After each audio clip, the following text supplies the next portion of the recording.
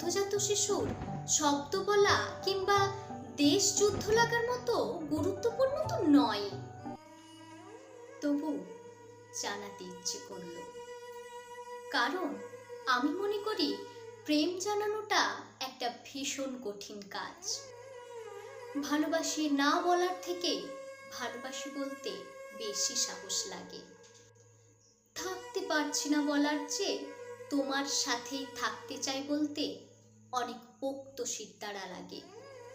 তবে না, ভয় পাওয়ার কিছু নেই।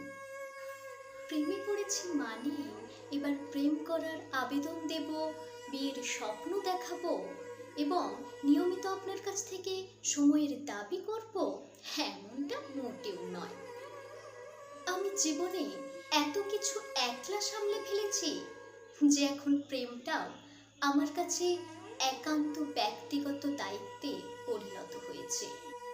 ভীষণ শরীর খারাপ নিয়ে একা সংসার চালানোর পর, ভেঙে পড়া দিনগুলোতে নিজের পিঠ চাপড়ে সান্ত্বনা দেওয়ার পর, অভাবের দিনগুলোতে হাসি মুখে পথ চলার পর আর মনেই হয় না আমার অন্য কাউকে দরকার জীবন কাটিয়ে দেওয়ার জন্য। তাহলে এবার আপনি প্রশ্ন করতেই পারেন, যখন কোনো দাবি দাবাই নেই তাহলে এত ঢাক ঢোল পিটিয়ে জানানোই কেন?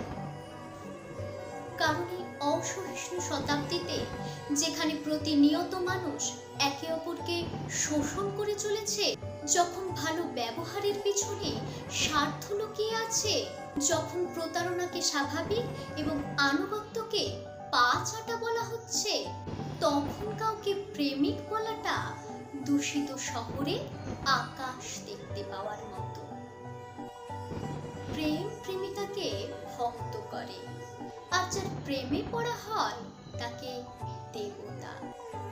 তাই আমি আপনাকে জানাতে এসেছি যে অতি সাধারণ আপনি যে 10টা 6টার অফিস করে ভিড়বাস থেকে নেমে বাড়ি ঢুকলে কারোর থেকে ধন্যবাদ শোনেন না, এই অতি সাধারণ আপনি যে সারা দিন অক্লান্ত পরিশ্রম করার পরেও নিজেকে গুরুত্বপূর্ণ বলে মনে করেন না, এই অতি সাধারণ আপনি যে হয়তো সুন্দর পুরুষ মানুষের প্রতিযোগিতায় অনায়াসে হেরে যাবেন, তার জানা উচিত যে এই পৃথিবীর এক কোণে একজন মানুষ রোজ আপনাকে ধন্যবাদ দেয় শুধুমাত্র বেঁচে থাকার জন্য।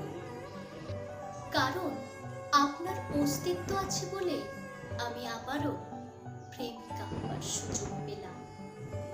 তাই এই যে শুনছেন, ধন্যবাদ। এবং আমি আপনার প্রেমে পড়েছি।